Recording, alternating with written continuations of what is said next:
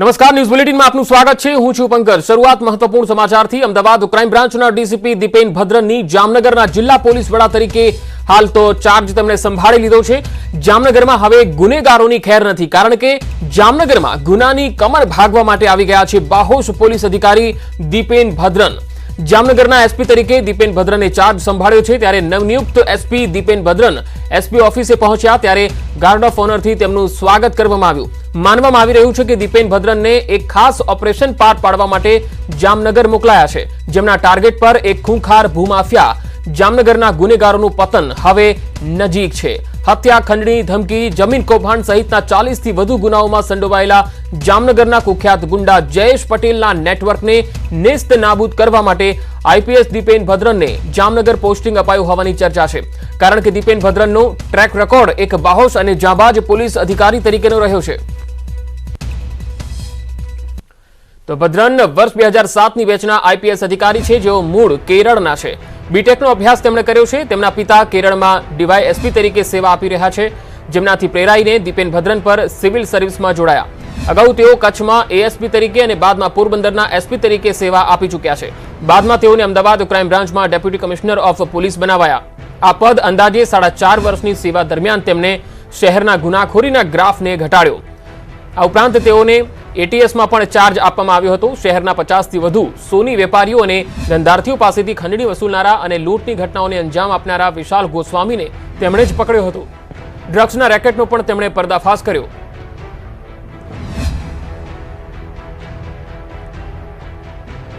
તો જામનગરમાં એસપી તરીકે દીપેન ભદ્રને ચાર્જ સંભાળ્યો છે, ત્યારે તેમને ગાર્ડ ઓફ ઓનર આપીને તેમનું સ્વાગત કરવામાં આવ્યું। હવે જામનગરમાં જે ખૂંખાર ભૂમાફિયાઓ છે, ગુનેગારો છે, તેમની ખેર નથી। એ ખાસ ઓપરેશન પાર પાડવા માટે જ તેમને અહીંયા એસપી તરીકેનો ચાર્જ આપવામાં આવ્યો હોય એવી ચર્ચા અત્યારે તો ચાલી રહી છે। જો કે અધિકારી છે, એક બાહોશ અધિકારી તરીકેની તેમની છાપ છે, ત્યારે જામનગરની અંદર જે ગુનેગારો છે, જેઓ બેફામ બન્યા છે, કાયદો વ્યવસ્થાના લીરા ઉડાવી રહ્યા છે, એ તમામ ગુનેગારોની હવે ખેર નથી, કારણ કે દીપેન ભદ્રન એ આવા ગુનેગારો સામે કાર્યવાહી કરવામાં ખૂબ જ કડક મનાય છે અને એક બાહોશ અધિકારી છે। તેમની કામ કરવાની પદ્ધતિ છે એ પોલીસ બેડામાં સૌ કોઈ જાણે છે। વધુ માહિતી સાથે સંવાદદાતા જામનગરથી કિંજલ કારસરિયા જોડાયા છે। કિંજલ, આપને પૂછવા માંગીશ કે જામનગરમાં એસપી તરીકે દીપેન ભદ્રન તો અત્યારે ચાર્જ સંભાળી ચૂક્યા છે, પરંતુ જામનગરમાં એવા કયા કયા ખૂંખાર અપરાધીઓ છે કે જેમની પર હવે પકડ મજબૂત બનવાની છે એસપીની?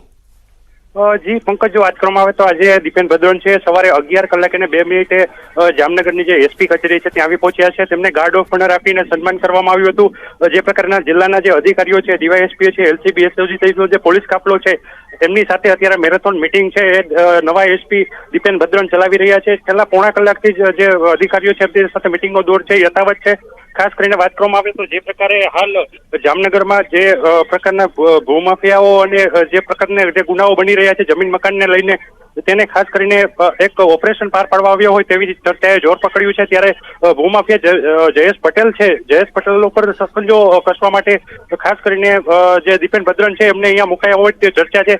2007ની બેન્ચના જે દીપેન ભદ્રન આઈપીએસ છે, કેરળના મૂળ આઈપીએસ છે, એ ખૂબ જ જાબાઝ ઓફિસર ગણાય છે। તેમને જ જામનગર ચાર્જ સોંપવામાં આવ્યો છે। ખાસ કરીને વાત કરવામાં આવે તાજેતરમાં જ શ્વેતા શ્રીમાળીને જામનગરના એસપી તરીકે નિમણૂક કરાયા હતા, પરંતુ 1 કે 2 મહિનાની જે ટૂંકી સમયગાળા છે એ ગાળા દરમિયાન જ તેમની તાત્કાલિક અસરથી એસઆરપીમાં બદલી કરવામાં આવી છે અને તેમની જગ્યાએ અમદાવાદ ક્રાઇમ બ્રાન્ચના જે ડીસીપી હતા દીપેન ભદ્રન એમને મૂકવામાં આવ્યા છે। ત્યારે દીપેન ભદ્રન પાસે જામનગરમાં જે ગુનાખોરીનો ગ્રાફ વધી રહ્યો છે એ ગ્રાફ કંટ્રોલ કરવા માટે ખાસ કન્સાઇનમેન્ટ સોંપાયું હોય તેવું પણ મનાઈ રહ્યું છે। પરંતુ આજે જે દીપેન ભદ્રન છે એમને ચાર્જ પાડ્યો છે, ત્યારે જોવાનું રહેશે કે આવનારા સમયમાં દીપેન ભદ્રનની કાયદો અને વ્યવસ્થાની પકડ કેવી રહેશે। પરંતુ ખાસ કરીને વાત કરવામાં આવે દીપેન ભદ્રનને જે પ્રકારે જાબાઝ એસપી કહેવાય છે, દબંગ એસપી કહેવાય છે, તેની દબંગાઈ જામનગરને કેવી ફરશે એ તો આગામી સમય જ બતાવશે। પંકજ જી કિંજલ, આભાર માહિતી આપવા માટે।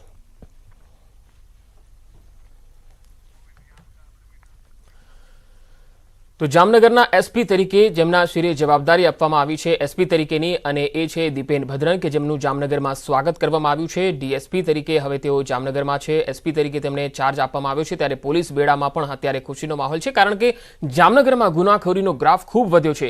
દીપેન ભદ્રન એકમાત્ર એવા બાહોશ અધિકારી છે કે જેઓ અમદાવાદ ક્રાઇમ બ્રાન્ચમાં જ્યારે કામ કરતા હતા ત્યારે તેમણે અનેક ગુનાઓનો ભેદ ઉકેલ્યો છે। ગુનેગારોને પણ તેમણે જેલના સળિયા પાછળ ધકેલ્યા છે, અને એક ગુનેગારોને શોધી કાઢવામાં, તેમની મોડસ ઓપરેન્ડી શોધી કાઢવામાં અને ગુનેગારોની જે પહોંચ હોય છે, જે ગુંડાગીરી હોય છે, તેને નેસ્ત નાબૂદ કરવામાં તેમની એક આગવી પકડ છે. એટલે આ પ્રકારના ગુનેગારોને ડામવા માટે દીપેન ભદ્રન એક સ્પેશિયલિસ્ટ અધિકારી તરીકે જાણીતા છે. હવે જામનગરના એસપી તરીકે તેમના શિરે મુખ્ય જવાબદારી કુખ્યાત જયેશ પટેલના નેટવર્કને નેસ્ત નાબૂદ કરવાની છે. લોઠિયા ગામનો જયસુખ મૂળજીભાઈ રાણપરિયા એટલે કે જયેશ પટેલ શહેરમાં વર્ષોથી ઉત્પાત મચાવી રહ્યો છે. હત્યાનો પ્રયાસ, લૂંટ, મારામારી, રિપોર્ટિંગ, મની લોન્ડરિંગ અને બોગસ દસ્તાવેજ, ખંડણી, પાસપોર્ટ ધારાનો ભંગ, જમીન કૌભાંડ અને આર્મ્સ એક્ટ સહિતના 40થી પણ વધારે ગંભીર ગુના તેની સામે નોંધાયેલા છે. જામનગર ઉપરાંત દ્વારકા, અમદાવાદ, ગાંધીનગર, સુરતમાં થયેલા જમીન કૌભાંડમાં પણ જયેશ પટેલ વોન્ટેડ છે. આ કુખ્યાત ગુંડો જયેશ પટેલ 2018થી ફરાર છે. ત્યારે આ પછી પણ તે પોતાના સાગરીતોના હાથે જમીન કૌભાંડો આચર્યા જ રાખે છે, હત્યાના પ્રયાસો પણ કરી રાખે છે. રાજ્યના ચર્ચાસ્પદ બિટકોઇન કૌભાંડમાં પણ જયેશ પટેલનું નામ ઉછળ્યું હતું.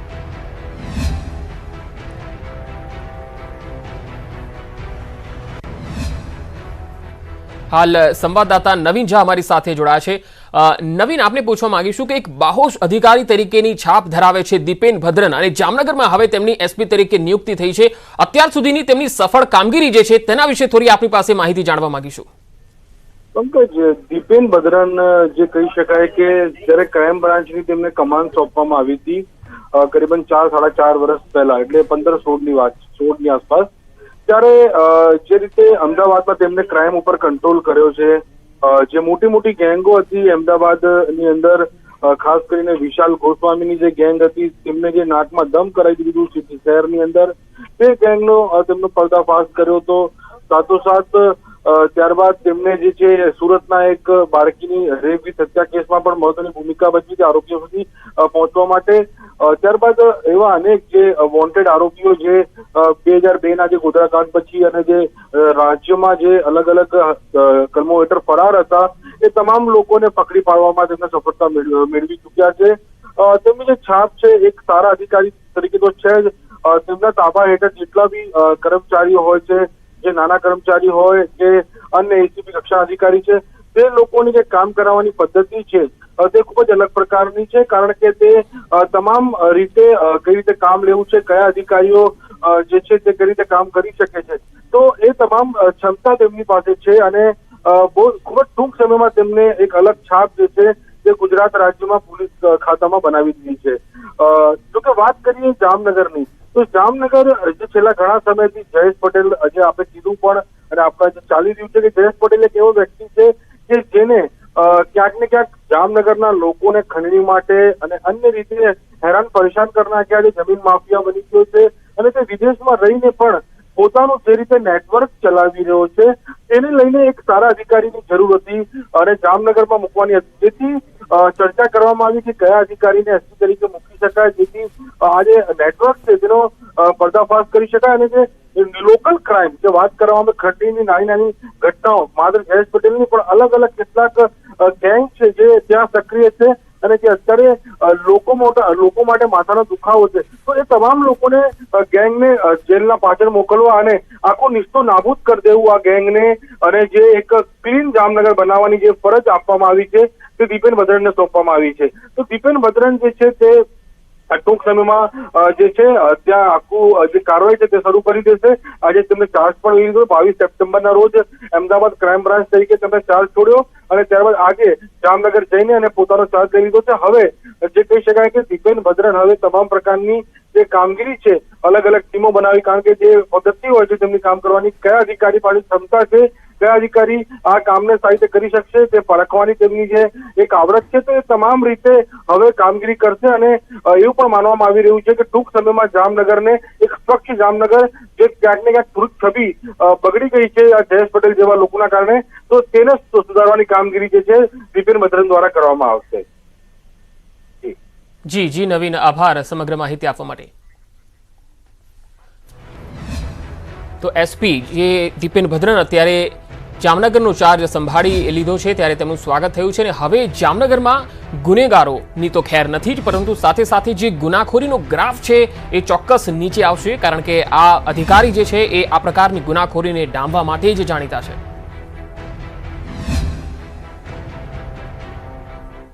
અને હવે આપણે લઈ જઈએ કોંગ્રેસ નેતા રાજીવ સાતવ કે જે અત્યારે પત્રકાર પરિષદ સંબોધી રહ્યા છે, સાંભળીએ। आपने चर्चा करनी चाहिए थी, राज्यों से आपने चर्चा नहीं की। उसके बाद अगर आप देखेंगे तो किसी भी किसान संगठन से चर्चा नहीं की। ठीक है, बाकी किसान संगठनों से चर्चा करने के लिए आपको परहेज था, कम से कम आरएसएस से एफिलेटेड संगठनों से तो भी चर्चा करते। किसान नेताओं से चर्चा नहीं हुई और इससे स्पष्ट हुआ है कि सभी प्रमुख किसान संगठन, सभी प्रमुख राजनीतिक दल, सभी प्रमुख जो किसान से रिलेटेड ऑर्गेनाइजेशंस है, इन्होंने इस बिल का विरोध किया है। और इसीलिए ये स्टेक होल्डर से चर्चा क्यों नहीं है। और उस दिन जब ये बिल सदन में आया, लोकसभा में आया, राज्यसभा में आया, और सदन में क्या हुआ, राज्यसभा की अभी तक की परंपरा में जब भी हाउस का सेंस पूछा जाता है, हाउस का सेंस यानी विपक्ष की भी बात और सत्ता पक्ष की भी बात, उपसभापति ने पूरा दरकिनार कर दिया। उसके बाद जब हमने डिवीजन मांगा, क्लॉज बाय क्लॉज डिवीजन होता है, वोटिंग होता है, वोटिंग नहीं करने की लाइन उपसभापति जी ने उस वक्त ली। सरकार का दबाव पूरी तरह से चेयर पर था और इसीलिए उस दिन वोटिंग करने से उपसभापति जी ने पूरी तरह से इनकार कर दिया।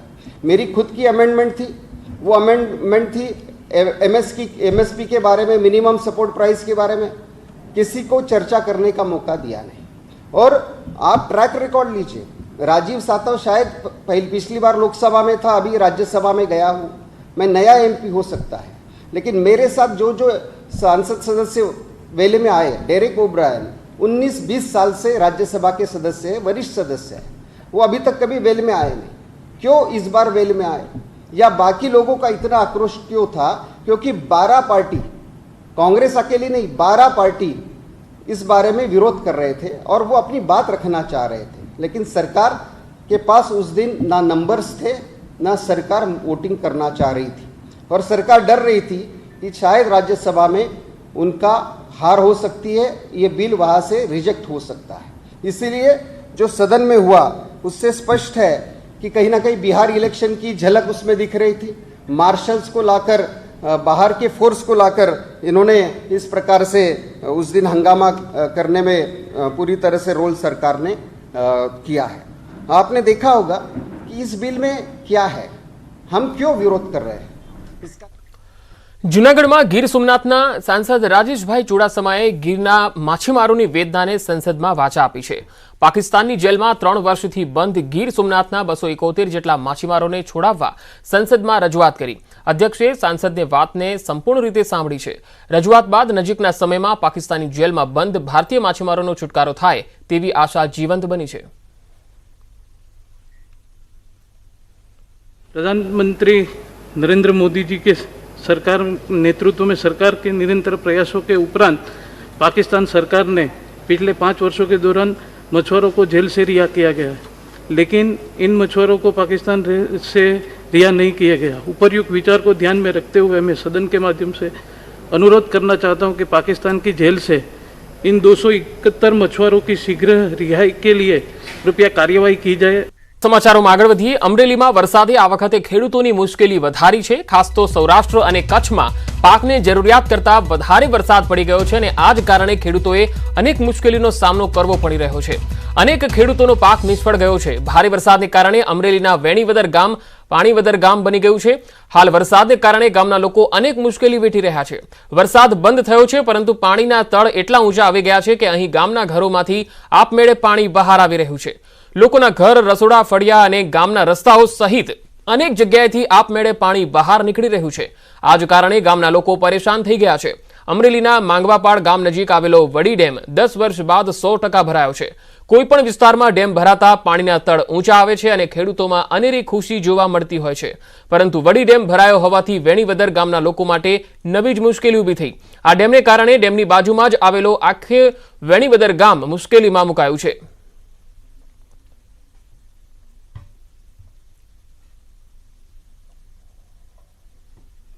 सामान्य रीते कोईपण डेम भराय त्यारे आसपासना ग्राम्य विस्तारमां खुशीनो माहोल होय छे, कारण के पाणी छे जीवन जरूरी वस्तु छे।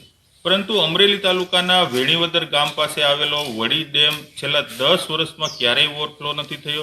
आ वखते भारे वरसादना कारणे आ डेम ओवरफ्लो थयो छे, जेना कारणे वेणीवदर गाम आखुं मुश्केलीमां मुकायुं छे। નામ વેણીવદર છે, પણ કદાચ આને આજે આ દ્રશ્યો જોઈ અને આપ પાણીવદર પણ કહી શકો. હું આપને દ્રશ્યો બતાવવા માંગીશ એક રહેણાંક મકાનના કે જ્યાં મોટર મૂકી અને પાણી બહાર કાઢવું પડે તે પ્રકારની સ્થિતિ છે. વેણીવદરના મધુભાઈ નામના વ્યક્તિનું આ રહેણાંક મકાન છે. આપ આ દ્રશ્યો જુઓ તો આપને ખ્યાલ આવી શકે કે કેટલી હદે તકલીફ હશે. તેમનો સરસામાન છે એ ઊંચો મૂકી દેવો પડ્યો છે. દિવાલોમાં પણ ખૂબ મોટા પ્રમાણમાં ભેજ લાગી ગયો છે. એટલે આ પ્રકારની સ્થિતિ સમગ્ર વેણીવદર ગામમાં છે. આપણી પાસે આ મકાનના માલિક છે મધુભાઈ આપણી સાથે છે. મધુભાઈ, આ શું સ્થિતિ થઈ છે અત્યારે? સાહેબ 10 દિવસ ડેમ પીરો છે, તેનું પાણી એક ધારું આવે છે. રાત દિવસ હવે મોટર રાખી પણ પાણી ખલાસ થતું નથી. આજુબાજુમાં ટોટલ જગ્યાએ ગામમાં પાણી ભર્યા છે, ક્યાંય હલાય એવું નથી. બધો સર સામાન પલ્લે બધો ઉસો મૂકવો પડ્યો છે અને પાણી પુષ્કળ આવે છે. તો ડેમ વાળાને બોલાવ્યા હતા કે હવે અમે સંપાદનની કઈ પ્રક્રિયા કરશું એવું કહીને વી ગયા. પહેલા સંપાદન કરવા માટે વિધિ એને કરી હતી, પણ પાછું છેલ્લે એને કેન્સલ કરી નાખી છે. અને આ પછી અમારા ગામની એક લાઈન આની બાજુમાં લેવાઈ ગઈ છે અને એટલું પાછું એને વચ્ચે મૂકી દીધું 10 વર્ષ પહેલા. તો ત્યારથી અત્યારે અમારે બહુ તકલીફ છે પાણીની અત્યારે, અને ક્યાંય હલાય એવું છે ને મકાન પણ પડી જાય એવા થઈ ગયા. બાજુમાં 8-10 મકાન છે, પણ બહુ તકલીફ પડે મકાન. પાણીના બધે ભૂંપટો ક્યાંય રહેવાય એવું નથી. ગામની અંદર પાદરમાં પાણી બહુ પુષ્કળ નીકળે છે. પાદરના કૂવામાં 3-4 મોટરનું પાણી બહાર આવે છે. પાદર ક્યાંય હલાય એવી પોઝિશન નથી. બાજુના બધી જમીન છે સંપાદન કરેલી છે, ટાઇટલ કરી બિનખેતી પ્લોટિંગ રેસિડેન્ટ મકાનને સંપાદન કરેલા નથી. એટલે જો આ સંપાદન કરીને વહેલી તકે આનો ઉકેલ લાવે એવી અમારી વિનંતી છે. અમે ઘણી ફેરું રજૂઆત કરી પણ કોઈ આમાં કોઈ ધ્યાન દેતું નથી. જે સાહેબ આવે એ સાહેબ બદલતા થાય. એ કે હવે આ સંપાદન કરશે, પણ છેલ્લે અમારી વિધિ થઈ ગઈ 4 નંબર 6 નંબર 9 નંબરમાં પછી એને કેન્સલ કરી નાખ્યું કે હવે અમે અમારી રીતે પ્રયોગ કરી અને પાણી કાઢશું, પણ કાંઈ કાઢ્યું નહીં આજ દિવસ સુધી. તો વેણીવદર ગામની આ પરિસ્થિતિ છે. લગભગ તમામ મકાનોમાં તમામ જગ્યાએ પાણી વહી રહ્યા છે. જમીનમાંથી આપમેળે જ પાણી આવી રહ્યા છે. આ પાણીને કારણે એક સ્થિતિ એ પણ ઊભી થઈ છે કે સતત પાણી ભરી રહેવાના કારણે મચ્છરોનો ઉપદ્રવ થયો છે. ગામમાં રોગચાળો ફેલાવાનો પણ ભય છે. તંત્ર દ્વારા તાકીદે આના માટે કંઈક કરવું જોઈએ તેવી લોકોની માગણી છે. રાજન ગઢિયા, ન્યૂઝ 18 ગુજરાતી, વેણીવદર ગામ. ફિટ ઇન્ડિયા અભિયાનને 1 વર્ષ પૂર્ણ થયું છે, ત્યારે પ્રધાનમંત્રી નરેન્દ્ર મોદી વિડીયો કોન્ફરન્સ દ્વારા અત્યારે લાઈવ ફિટ ઇન્ડિયા મૂવમેન્ટ સાથે જોડાયેલા લોકો સાથે મળી રહ્યા છે, તેમની સાથે સંવાદ કરી રહ્યા છે. સાંભળીએ. और हमारे कश्मीर का नाम भी रोशन कीजिए. बहुत बहुत बधाई आपको. Thank you so much sir. आइए मिलिंद जी से बात करते हैं.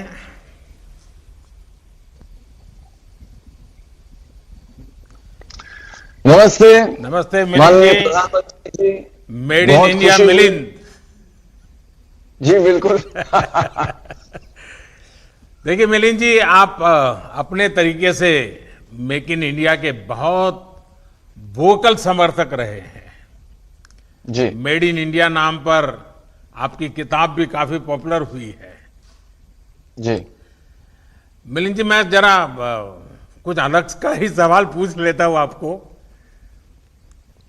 ये जो ऑनलाइन आपकी उम्र के विषय में बताया जाता है जी, वही उम्र है कि कुछ और है?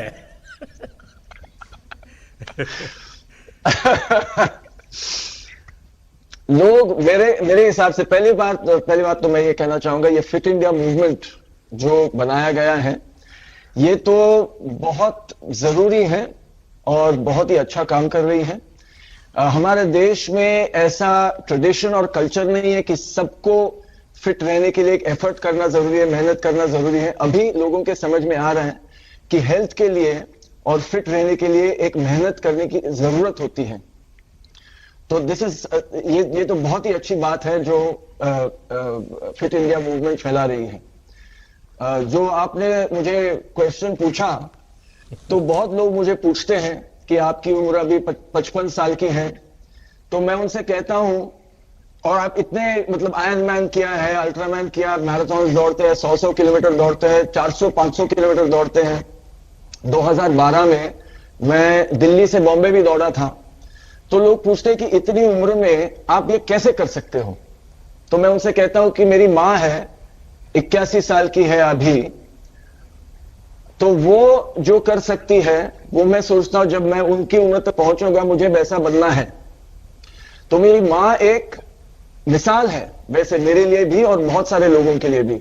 और मैं ये सोचता हूं कि हम भूल गए हैं कि नॉर्मल क्या है. फिटनेस जो चीज है वो हमारे लिए नॉर्मल क्या है. हम सब जानते हैं कि हमारे जो पूर्वज थे हमारे दादाजी थे, उनके दादाजी थे, वो कितने फिट थे। वो चलते थे 40 किलोमीटर चलते थे, 50 चलते थे। आज भी औरतें पानी लेने के लिए 40-40 किलोमीटर चलती हैं, अपना काम करती है, वो खेती में काम करती है। लेकिन शहरों में या जहां तक टेक्नोलॉजी फैल गई है, अभी इलेक्ट्रिसिटी है सबके पास, अभी सबके पास टेक्नोलॉजी है, इंटरनेट है, तो हम बैठते हैं और जितना हम बैठते हैं उतनी हमारी शक्ति कम हो जाती है, हमारा फिटनेस कम हो जाता है। तो जो नॉर्मल है एक इंसान के लिए कि कितना फिट रहना चाहिए नॉर्मली, कि 100 किलोमीटर आराम से कोई भी दौड़ सकता है, आराम से कोई भी चल सकता है। हम एक इवेंट करते हैं पिंकाथॉन औरतों के लिए, सिर्फ औरतों के लिए, जो 3 किलोमीटर से शुरुआत करती है और रेगुलर एक्सरसाइज के साथ वो फिर 100 किलोमीटर वो कर पाती है, और उनकी उम्र होती है 60, 65, 70। तो ये जो मूवमेंट है फिट इंडिया मूवमेंट, ये अभी लोगों के समझ में आ रहा है कि हमारी काबिलियत क्या है, हमारी शक्ति क्या है, और सिर्फ फिजिकल शक्ति नहीं, मेंटल शक्ति क्या है। मिलिंद जी, आपने सही कहा, fitness knows no age, no limit. और ये सच्चाई है। और मुझे किसी ने आपकी माताजी का वीडियो क्लिपिंग फॉरवर्ड किया था। તો મિલિંદ સોમન જેમની સાથે પ્રધાનમંત્રી અત્યારે વાર્તાલાપ કરી રહ્યા હતા વિડીયો કોન્ફરન્સ મારફતે ફિટ ઇન્ડિયા અભિયાનને 1 વર્ષ પૂરું થયું છે અને આ 1 વર્ષ દરમિયાન જે લોકો ફિટ ઇન્ડિયા મૂવમેન્ટમાં જોડાયા છે અને લોકોમાં જાગૃતિ ફેલાવવાનું કામ કર્યું છે એવા તમામ લોકો સાથે તેઓ અત્યારે વિડીયો કોન્ફરન્સ સાથે જોડાઈ રહ્યા છે। આગળ વાત રાજકોટની। રાજકોટમાં સ્થાનિકોએ રોડ પર જ ખાડા પૂર્યા। 2 વર્ષથી રસ્તો મંજૂર છતાં તંત્ર કામગીરી ન કરતા લોકોએ જાતે જ કામ શરૂ કરી દીધું। વોર્ડ નંબર 4ના લોકોએ અનોખો વિરોધ કર્યો। મનપાના અધિકારીઓને અનેક રજૂઆત છતાં કામ ન થવાથી કંટાળીને લોકોએ જાતે જ કામ શરૂ કરી દીધું।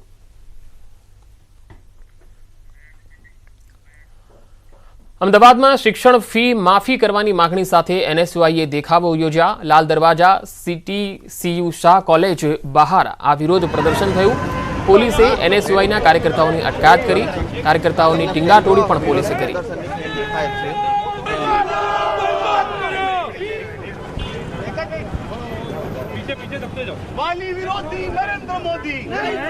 અમદાવાદમાં સ્કૂલ ફી માફીને લઈને એનએસયુઆઈના કાર્યકર્તાઓએ હાલ વિરોધ પ્રદર્શન કર્યું છે। તેમની એક જ માંગણી છે કે શિક્ષણ અત્યારે બંધ છે તો ફી પણ અત્યારે વસૂલ કરવી ન જોઈએ। ડિજિટલ ઇન્ડિયાના સૂત્રને સાર્થક કરતો કિસ્સો સંઘ પ્રદેશ દાદરાનગર હવેલી અને દીવ દમણમાં જોવા મળ્યો। દાદરાનગર હવેલી અને દીવ દમણમાં વર્ષો જૂનો ભંગારનો ધંધો ઓનલાઈન કરી દેવાયો છે, જેના કારણે મોટો ફાયદો કંપનીના સંચાલકોને થઈ રહ્યો છે।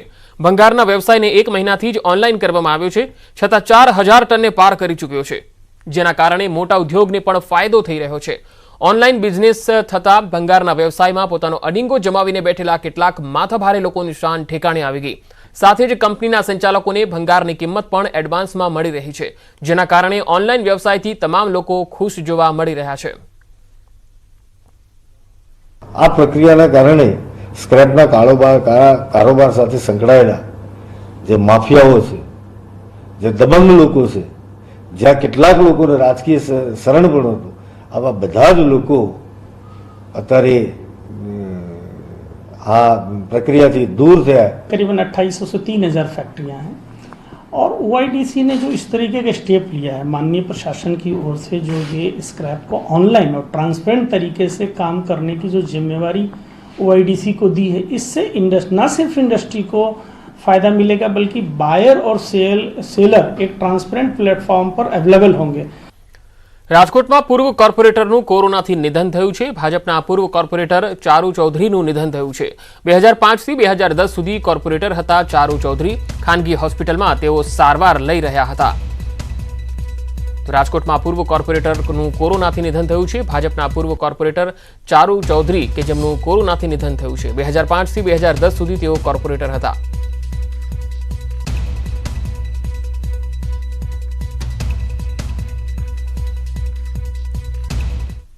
તો આ બુલેટિનમાં અત્યારે આટલું જ। નમસ્કાર।